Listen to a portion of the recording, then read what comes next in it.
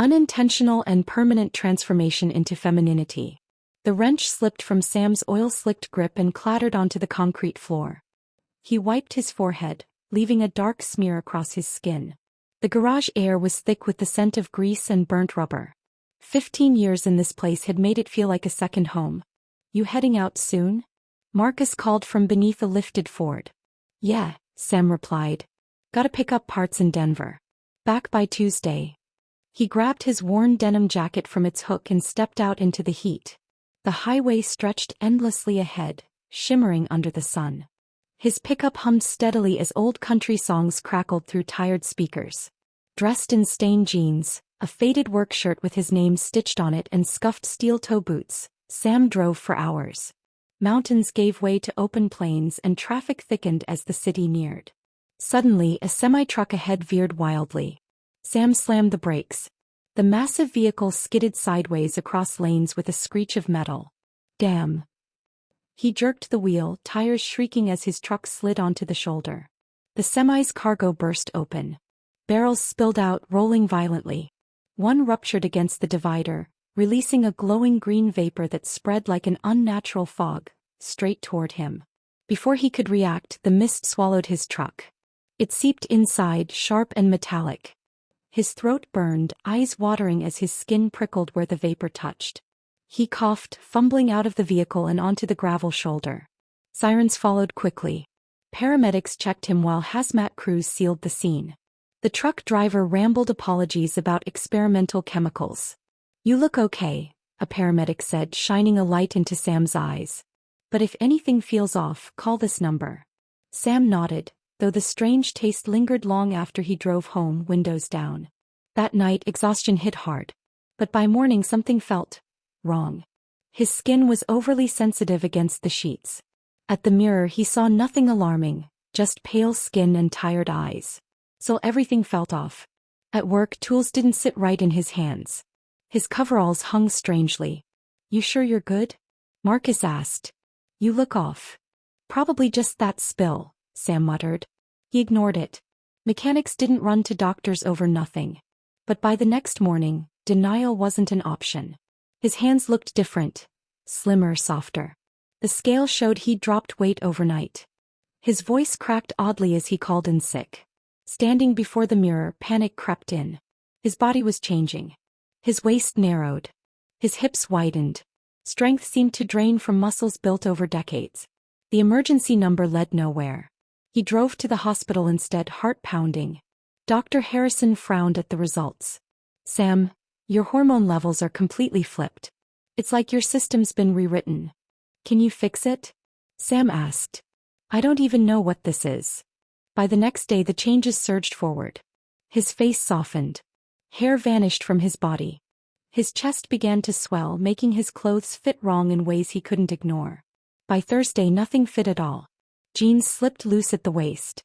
Shirts pulled tight in unfamiliar places. Even standing still felt strange in his own body. Calls went unanswered. Words failed him. By evening the transformation was complete. The reflection staring back was no longer the man who had left for Denver. The figure was shorter, softer, unmistakably female. Sam stared, hands shaking, trying to reconcile a lifetime of identity with what he now saw. At least the name still worked. Samantha. It wasn't much, but it was something. Friday came with reality pressing in. Bills didn't stop. Life didn't pause. And hiding wasn't an option anymore. There was no avoiding it. Work still existed, bills still needed paying, and life refused to pause. But stepping outside meant facing a town that only knew Sam the mechanic, not this version. The closet offered no help. Nothing fit right anymore. After an hour of frustration, Sam gave up and drove out to a Walmart 2 towns away, hood pulled low despite the heat. The women's section felt unfamiliar, almost disorienting. When an employee asked about sizing, Sam stumbled through a vague answer about shopping for a sister. Inside the fitting room it turned into trial and error. Jeans that fit one way but not another, shirts that hung oddly, undergarments that made no sense at all. Eventually Sam settled on simple things. Plain jeans, basic t-shirts, a pack of sports bras that seemed straightforward enough, and underwear chosen without much thought. At the register cash was used, eyes carefully averted. Back home, changing felt surreal. The sports bra was uncomfortable but necessary. The jeans clung to a shape that still didn't feel real. The t-shirt brushed softly against skin that seemed too sensitive. The mirror showed someone new, shorter, softer, with shoulder-length blonde hair that hadn't been there before. Wearing ordinary clothes, yet nothing felt ordinary. The weekend passed in silence. Sam practiced walking, adjusting to a different balance. Even speaking took effort, trying to find a voice that sounded natural. Calls were ignored. Knocks went unanswered. But Monday came anyway. Sitting in the truck outside the garage, Sam watched Marcus unlock the doors. The moment couldn't be delayed any longer. As Sam stepped forward, Marcus glanced up, confused. "Can I help you, miss?" "Marcus, it's me. Sam." The wrench slipped from his hand. He stared, disbelief written all over his face. "What kind of joke is this?" "It's not. That accident, the chemical spill, it changed me." "That's not possible." "Sam was." Sam pulled out the old license. The photo didn't match anymore, but the eyes did. "I've seen doctors. They don't understand it either. But I'm still me." Marcus took a step back. "No. You need to leave. I can still work. I know engines. That hasn't changed. You think I can explain this to customers? To anyone?" His voice hardened. Sam was a man. "I don't know what you are, but you're not working here." The words cut deeper than anything else. 8 years of working side by side, of shared routines and trust, gone in seconds. Sam left without arguing, but the weight of it lingered. Driving through town felt different now. Every familiar place came with uncertainty. The diner, the hardware store, the bank. Faces that once felt easy now felt like obstacles. Home didn't feel like home anymore either. Sitting at the kitchen table, Sam stared at unpaid bills. The certificate on the wall, Samuel Morrison printed clearly beneath the state seal, felt like it belonged to someone else. Then the phone rang. Sam hesitated, then answered. "Sam, thank goodness. I've been so worried. Marcus called, said you haven't been at work, and someone mentioned a woman at your house." "Mom, I need to tell you something. Can you and Dad come over?" "Pause. Are you sick? Just, please come. It's important." They arrived within the hour, Dad's truck pulling into the driveway like it always had, steady, familiar, unchanged. Everything else, however, was not. From behind the curtains, Sam watched her parents walk up the path. Her mom carried a casserole as if food could fix anything. The doorbell rang and Sam hesitated before opening it. The moment the door swung open, confusion replaced concern on their faces. "Can we help you?" her dad asked cautiously. "It's me, Sam." The word son wouldn't come out. Her mom nearly dropped the dish, saved only by her dad's quick grab. Both of them stood there, stunned, staring at the unfamiliar woman claiming to be their child. "This isn't funny," her mom whispered. "It's not a joke. Please, come in." They stepped inside slowly, sitting stiffly as Sam explained everything. The accident, the changes, the doctors who couldn't explain it. She showed medical reports, photos tracking the transformation, even her old ID. Her dad's expression hardened with every detail. Her mom clutched her purse tightly. "That's impossible," her father finally snapped. "Men don't just turn into women. It's not natural. I didn't choose this." "Then fight it." "How?" Sam's voice cracked. "This isn't something I can fight. It's already happened." Her mom spoke quietly, but the words cut just as deeply. "What do you expect from us? To pretend everything's different now? What will people say? I just want you to still care about me." "We love our son," her father said coldly. "Not this." They didn't stay long. Her mother left in tears, her father silent. The untouched casserole sat on the counter, a symbol of something that couldn't be repaired. The days that followed blurred together. Sam avoided familiar places, traveling to nearby towns just to buy essentials. Her savings began to shrink. A letter from the garage arrived, termination along with a request to return her keys. She tried applying elsewhere, but word spread fast. The story twisted as it traveled. People speculated, judged, whispered. The truth was too strange for anyone to accept. At her next appointment, Dr. Harrison had no better news. "The company denies responsibility," he explained. "They're calling it a spontaneous mutation. So, no cure. I'm sorry. There's no sign this will reverse." Permanent. The word lingered long after she left. Life became careful and quiet. Grocery trips late at night, self-checkouts, avoiding conversation. But one afternoon she had no choice but to shop during the day. At the produce section, a voice stopped her cold. Samantha. She turned. Rachel, someone from high school, stood there studying her. Sorry, wrong person, Sam tried. But recognition dawned. Wait. Sam? Sam Morrison. Please don't make a scene. Rachel's shock softened. I heard rumors, but I didn't believe them. Are you okay? Sam hesitated, then admitted, no. Not really. Come over, Rachel said gently. You shouldn't be alone. Over coffee, Sam told her everything. Rachel listened without judgment. This town can be cruel, she said. But not everyone is. She mentioned her brother who ran a motorcycle shop in Millerville. Engines are engines, right? I'll talk to him. That small offer felt like the first bit of hope in weeks. The interview went better than expected. Rachel's brother, Dan, focused on skill, not appearance. Can you start Monday? He asked after watching her work. The job felt right. Even if her body didn't. Millerville was far enough away to start fresh. Sam rented a small apartment and left her old house behind. Over time, things settled into a rhythm. She adapted, tying back her longer hair, finding clothes that worked, moving differently. At the shop, her ability spoke for itself. Customers began asking for her by name. Still, outside of work, loneliness lingered.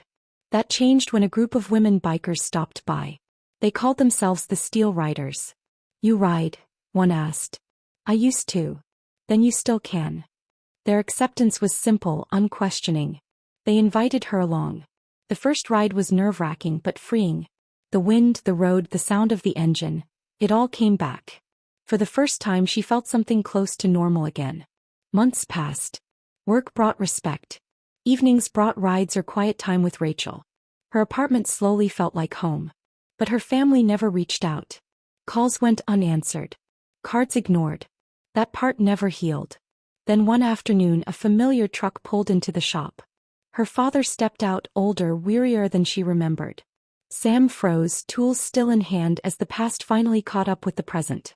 They stood facing each other from a distance, neither willing to speak first. The silence stretched until her father finally broke it. Your mother's sick, he said, voice rough. Cancer. She wants to see you. The words landed hard. Sam pulled off her gloves, thoughts racing. How bad? Bad enough. The drive to the hospital felt endless. Her father led the way and Sam followed, both trapped in their own thoughts. The elevator ride was silent, tension filling the small space. Her mother looked fragile in the hospital bed, pale and smaller than Sam remembered. But the moment she saw her, her eyes softened. Pie baby. Sam moved quickly, taking her hand. I'm here. I'm so sorry, her mother whispered. We let fear and pride get in the way. We should have just loved you. Don't, Sam said quietly. Just focus on getting better. Her mother squeezed her hand. You'll always be my child. Samuel, Samantha. It doesn't matter. I see you now. They talked for hours, trying to reclaim lost time. Her father stayed quiet at first, lingering near the window, but eventually joined them. It wasn't easy, but it was a start. Recovery came slowly, but it came. Sam began visiting every week. The conversations grew easier. Her father still stumbled sometimes, but he made an effort, and that mattered. Back in Millerville, life kept moving forward. The shop expanded and Dan brought Sam in as a partner. She hired and trained new mechanics, passing on her skills with patience she'd earned the hard way. The Steel Riders grew as well, drawing in women from across the region. Sam became something of a quiet legend, the mechanic who kept going no matter what. 3 years later, standing in front of her mirror, Sam braided her blonde hair with practiced ease. The reflection no longer felt foreign. She pulled on her fitted coveralls and headed to work. The shop was busy. Engines hummed, tools clanged, and 2 trainees worked under her guidance. Sam focused on restoring a classic bike, grease on her hands, satisfaction in her chest. Hey boss, Tyler called. Someone's here for you. Sam stepped out to meet a young woman holding a helmet, clearly nervous. Are you Sam? She asked. The one people talk about? That's me. I'm Emma. Something happened to me. A chemical exposure. The doctor said you might understand. Sam nodded and led her inside. They sat across from each other as Emma told her story. Confusion, change, rejection.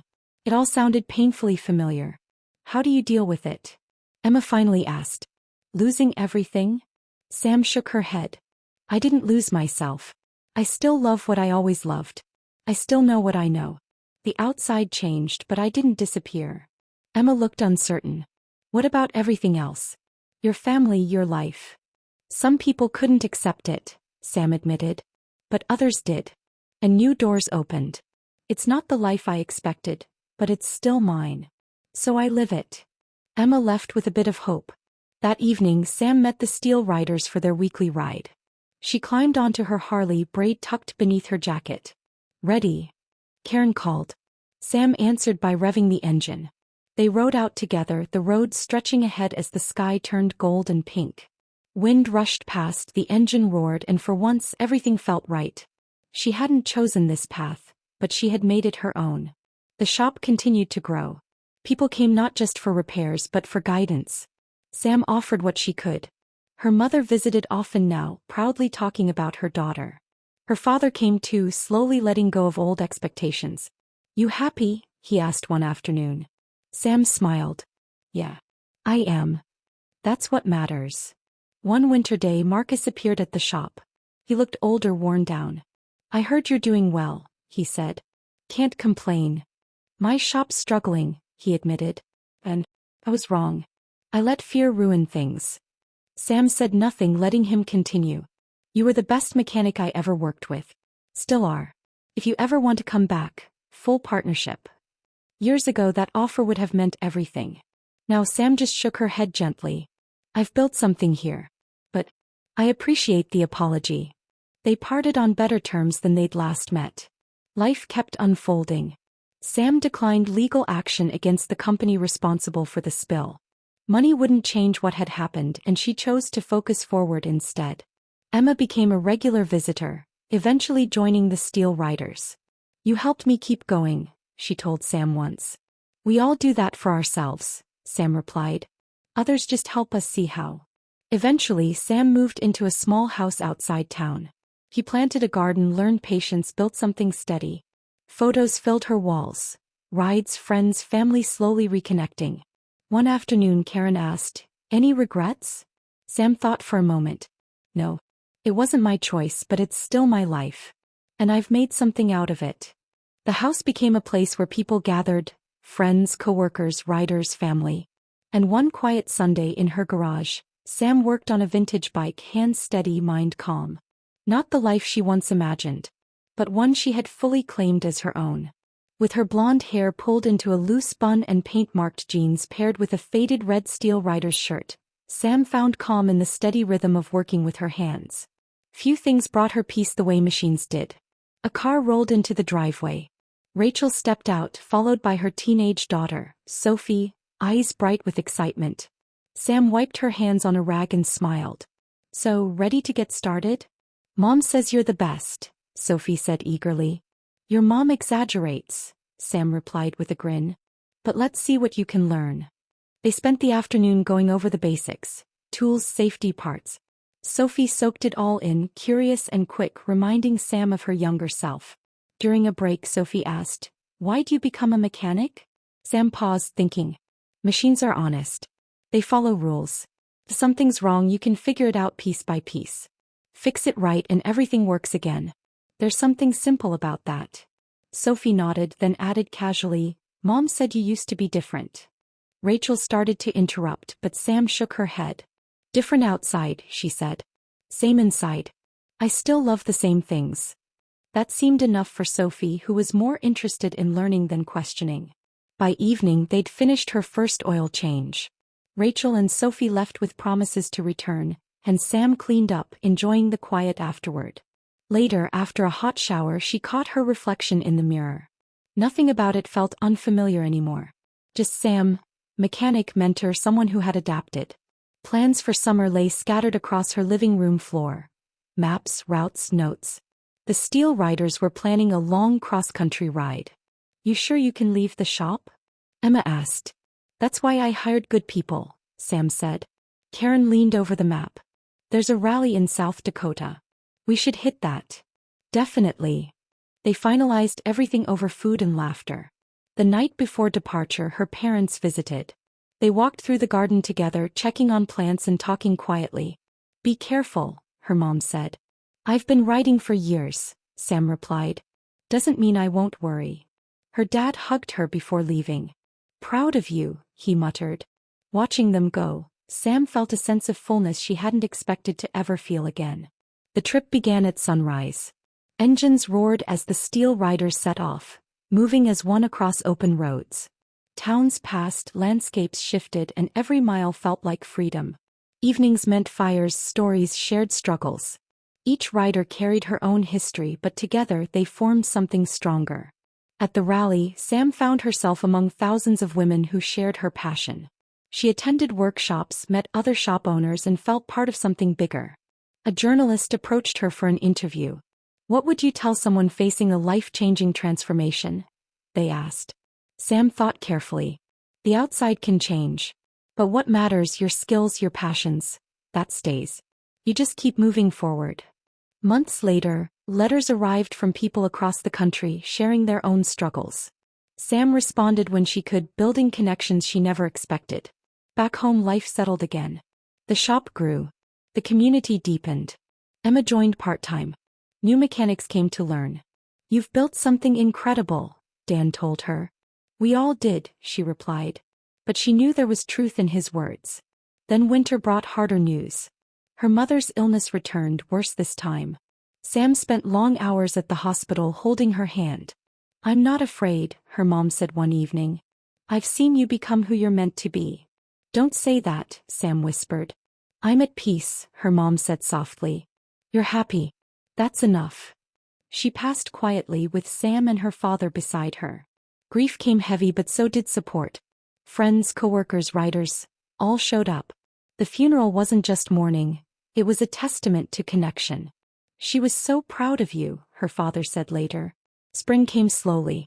Sam poured herself into work. The shop expanded its classes, helping others learn without judgment.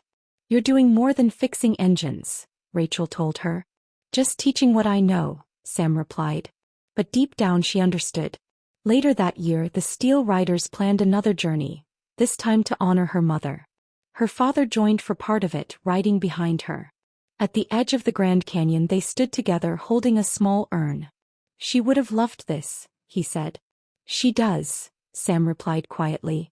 They released the ashes into the wind, watching them scatter into the vastness. For a moment everything felt still. Not an ending. Just another transformation.